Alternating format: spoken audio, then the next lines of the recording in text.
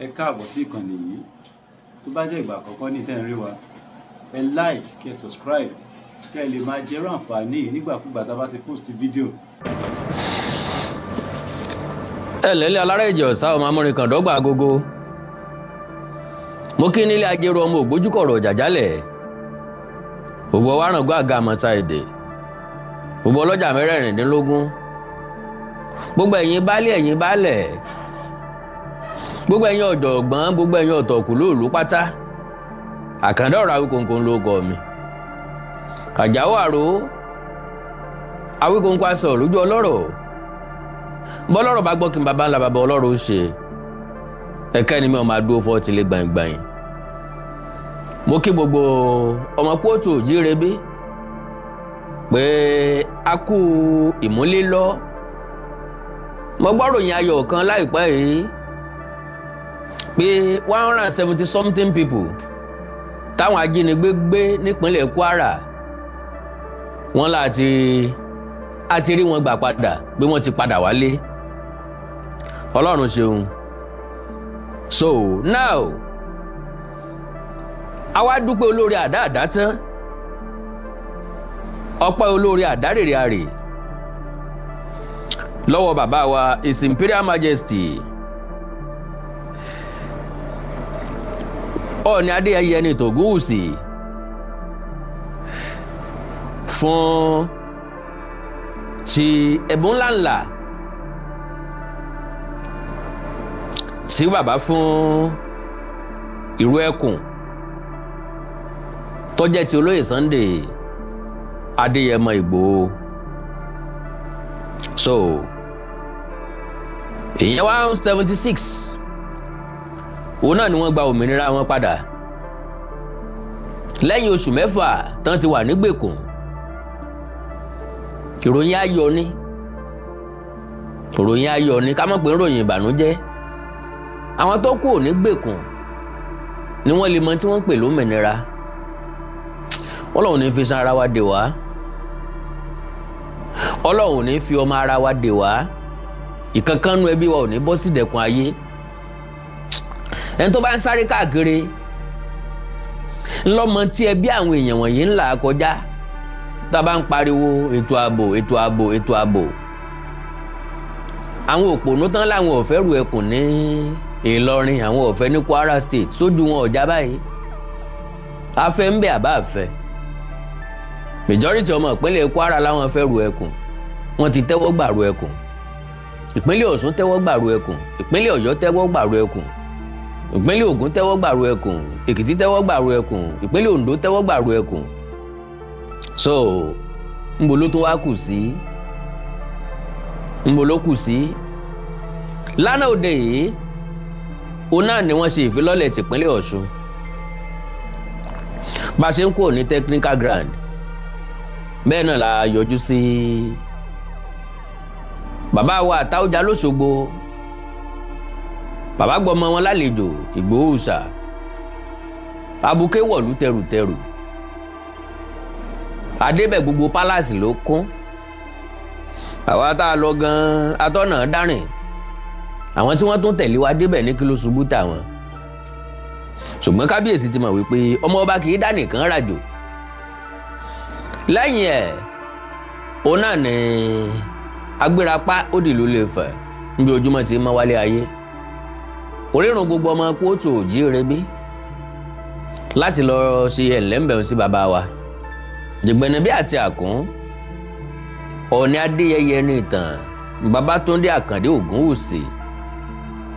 Kábíyèsí o, bàbá gbà wá tọwọ́ tẹsẹ̀. Wọ́n ṣe ń tẹ́nìkan ò ṣe rí láti já mọ̀ pé bàbá làwọn. Àwọn ọ̀máìndì táyé ti bú àwọn rí, Kẹ́hìndé ti bú àwọn rí. Ọọ̀ni ò tí ì fọlọ́pàá alẹ̀ mọ́yàn rí. So ojú gbogbo ayé lórí. Ọọ̀ni nínú àwọn yọ sí ìgbà táwọn èèyàn kan ń sọ̀rọ̀.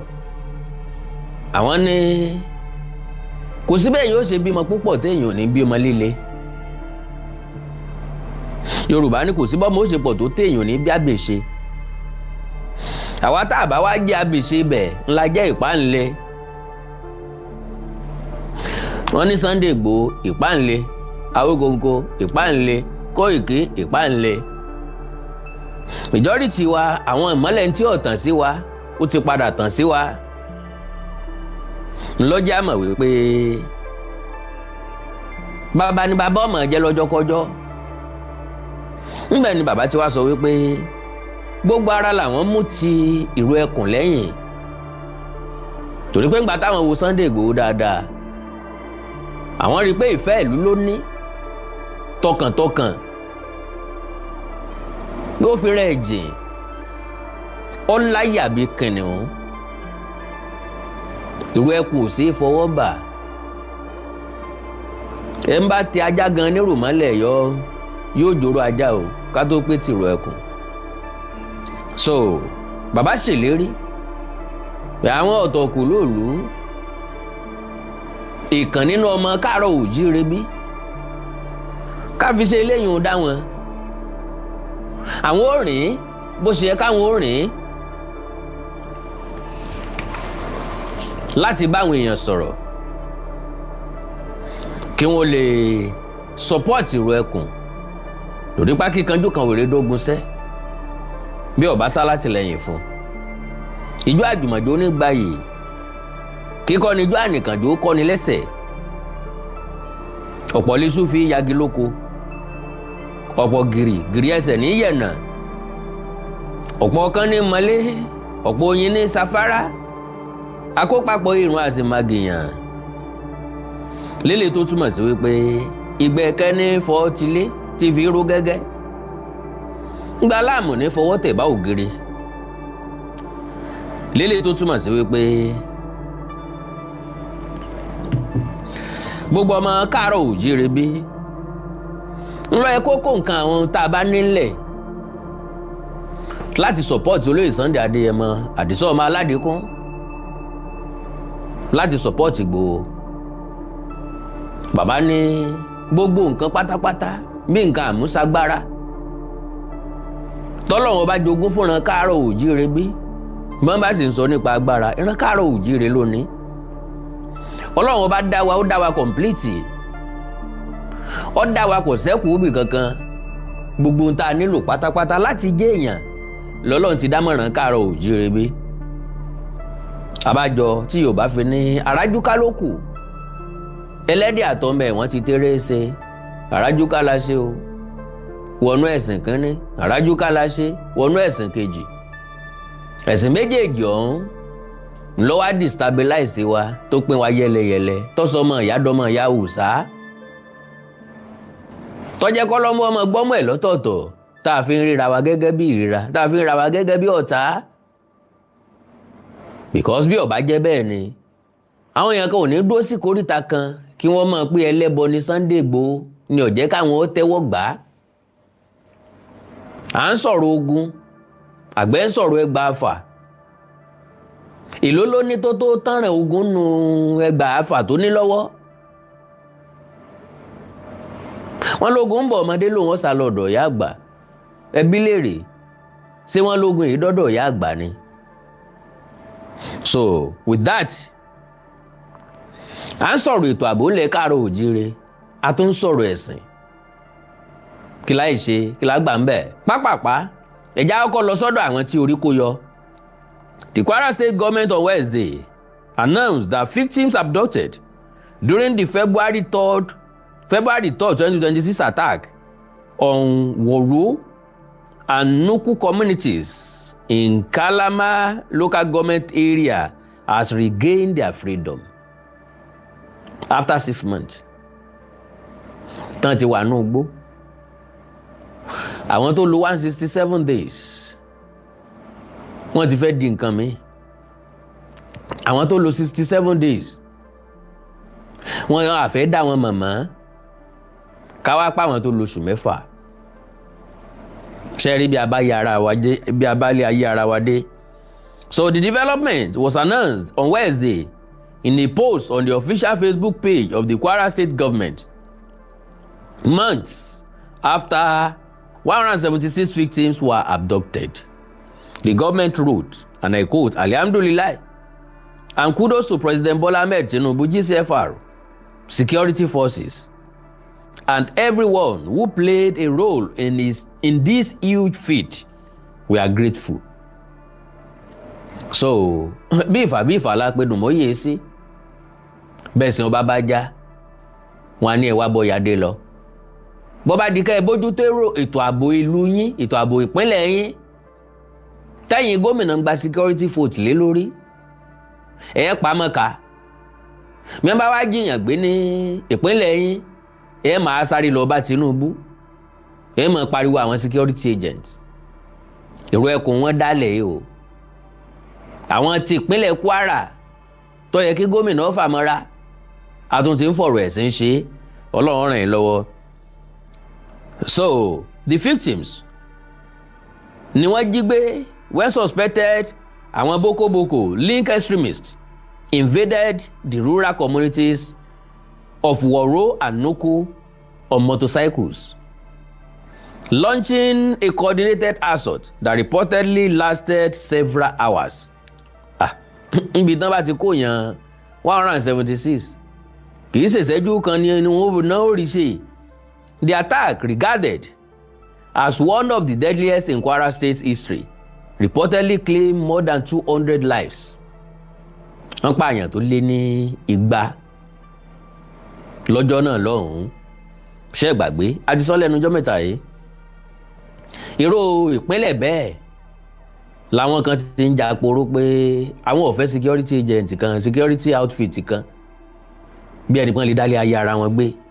Local vigilantes, 200 lives, left several others injured, destroyed homes and businesses, and forced many residents to flee. Ọ̀pọ̀lọpọ̀ àwọn olùgbé ibẹ̀ ni wọ́n sá lọ. Local vigilantes who attempted to repel the attackers were reportedly overwhelmed, with some allegedly trapped and burnt inside their office. Can you imagine that? Jẹ́rìí pé ìṣẹ̀lẹ̀ láabi páàdì. Àwọn fìjìláńtì ẹkùn bọ́dẹ wọn lójú oorun, bó nígbà ọ̀fọ̀ níyè yóò pòórá. Wọ́n dáná sun wọn mọ́ ọ́fíìsì wọn ò jẹ́ kí wọ́n jáde. Irú àwọn ajínigbé bẹ́ẹ̀ lẹ́yìn àwọn ìpínlẹ̀ kún mú tí wọ́n tó fún ọ ní amnesty. Further details on the circumstances surrounding the victims' release were not immediately available as of the time of filing this report. Ìyẹn kọ́ ló mátà. Ìyẹn mátà ni pé wọ́n sá ti dé, wọ́n sì dé láyọ̀, wọ́n sì dé pé eléyìí ò ti tó wa, eléyìí gangan ló lórí ayọ̀ wa. Well, eléyìí tó gbé mi wá gangan, ṣé ẹ gbàgbé pé báwo bá kì fún ni ṣe là á kì fáwọn padà. Lánàá tí His Imperial Majesty Ọọ̀ni Adéyẹyẹ ní ìtàn Ògúnwùsì tí wọ́n ní irú ẹkùn o káwọn èèyàn support ẹ̀, bàbá sow seed and that leader always lead by example. Wọ́n ní wọ́n fún irú ẹkùn ní 100 million naira àti ìlọ́sì kan lójú ẹsẹ̀ ń bẹ̀. Ntí bàbá Ọọ̀ni sọ ni wípé kì í ṣe pé àwọn dá dúró lórí ibẹ̀ o, àwọn kọ́kọ́ fún wọn ná. So gbogbo ìwé ìròyìn ló gbé. Olóyè Sunday Igboho náà wá dúpẹ́. Gbogbo ìwé ìròyìn náà ló gbé. Ṣùgbọ́n gẹ́gẹ́ bí ọmọ tó mọ̀ọ́re lọ́dọ̀ tiwa náà, àwa fẹ́ fẹ̀mí ìmọ̀ọ́re hàn so that ọ̀rọ̀ tí olóyè Sunday Igboho sọ kó lè wọ̀ record. Eléyìí ló gbé mi wá. Igboho lauds Ọọ̀ni for boosting Ìrù Ẹkùn with 100 million naira Ilos fan. Plan summit for Yorùbá Obas. Yes. Kọ́lọ̀ ń fún wa ṣe ká láǹfààní láti rí àwọn ọba ilẹ̀ káàró òjìrè kójọ láti bẹ̀ wọ́n pé ànìkànrìn iní sọmi ejò ló fò, kí wọ́n dákun torí Ọlọ́run, kí wọ́n gbàgbé ọ̀rọ̀ àná, kí wọ́n lè rẹ́nìkan àbá ṣeré, kí wọ́n já kọ́mọ lùpọ̀ bọ́, kí wọ́n jẹ́ àṣẹ lákìkanjú kan ò lè dógun sẹ́bí ọ̀sá látìlẹ́yìn fún. ẹjẹ́ àjọṣe papọ̀ kálíbà àgbẹ̀rù déwájú. So, having said that, the Yoruba Nation activist Chief Sunday Adeyemo, popularly known as Sunday Igboho, on Wednesday lauded the Ooni of Ife, Obanitan Adeyeye Ogunwusi, for boosting the operations of Iroyin security network with 100 million naira and a brand new Toyota Hilux van. He noted that the development aptly underscore the commitment and concern of the Monarch for a secure Southwest and local security initiative as an antidote to end criminalities and other threats to peace and tranquility in Yoruba land. Tẹ́ bá gbàgbé, lọ́dún 2023 àbí 2024 ní 2023 ní irúnmọlẹ̀ kábíyèsí Ọ̀ọ̀ni ni wọ́n pe security summit sílùú Ilé-Ifẹ̀ resort láti ṣe lọ́jọ́ náà lọ́hùn. ńbẹ̀ ni wọ́n ti polóyè Sunday Adeyemo Igboho ní video call. I was there. ọ̀pọ̀lọpọ̀ àwọn ọba nílẹ̀ káàró òjìrè ní bẹ́ẹ̀nbẹ́ẹ̀, bàbá wa Ọlọ́wọ̀, bàbá wa Aláké àti bẹ́ẹ̀ bẹ́ẹ̀ lọ wọ́n pọ̀ tí wọ́n wá. bàbá wa ọwọ́ Ajérò wọ́n wà ń bẹ̀. àwọn ọba pọ̀ bí bàbá Èṣù, àwọn pọ̀ gan. gbogbo security outfit ń bẹ́ẹ̀ lẹ̀ káàró òjìrè pátá ló wà ń bẹ̀ lọ́dún náà lọ́hùn. ìyẹn túmọ̀ sí pé Ọọ̀ni nífẹ̀ẹ́ ìran káàró òjìrè, Ọọ̀ni nífẹ̀ẹ́ àlàáfíà, Ọọ̀ni sì fẹ́ káwọn ọmọ Yorùbá ká gbé ìgbé ayé ìrọ̀rùn, ká sùn ká dijú méjèèjì, kì í ṣe nítorí ìró ẹkùn nìkan. ká dúpẹ́ lọ́wọ́ eyín tó jẹ gúgúrú abọ́ kan, bó bá rókúta yóò gbìyànjú. kò sọ̀rọ̀ téèyàn ń ṣe lábẹ́ ọ̀dẹ̀ tára àtà fẹ́ gbímọ̀. Olóyè Sunday Adeyemo Igboho gbangba làṣà ta, ó kóró ẹkùn bóde. àwẹ̀ kójó wá ó kójó jáde. akọni ọmọ Oòduà ni, akin láàrin àwọn ọmọ Oòduà ni. so bàbá tẹ̀lé àjàyòpá. So he noted, alright, in a press statement by his media office, Igboho, who launched Iroyin security network in Osogbo, Osun State capital, on Tuesday, noted that the role of traditional institutions as critical stakeholders for us to further forge ahead in our resolve in enabling a safer environment for inhabitants of urban and rural communities. Though our task of ensuring effective security in collaboration with the police, the military, Department of State Service, DSS, and other paramilitary agencies is daunting, this noble and encouraging support from the Ooni of Ife will go a long way in making our operations seamless and impactful. The era of our farmers abandoning farms due to mindless buying perpetrated by hoodlums, abduction and sexual assault of their wives and daughters are over. We are going to sustain the current tempo of zero tolerance for criminalities within the ambit of the law. Anita kò fi ìjọba ìlànà tó fi ń là kalẹ̀ láti dáàbò bòlú náà látẹ̀lé. Apart from the generous donations from the Ooni, we have received motivation from the elite, referred judges and technocrats and other eminent Nigerians who shared our ideology and philosophy of an egalitarian society where everyone can pursue his dreams without fear and hindrance. We are also planning to organize a summit for all traditional rulers in the Southwest to be hosted in Ile-Ife, the Ooni, in Ile-Ife by the Ooni, where issues relating to security unity, and other crucial matters capable of protecting and promoting the collective interest of Yoruba land will be discussed, the statement added.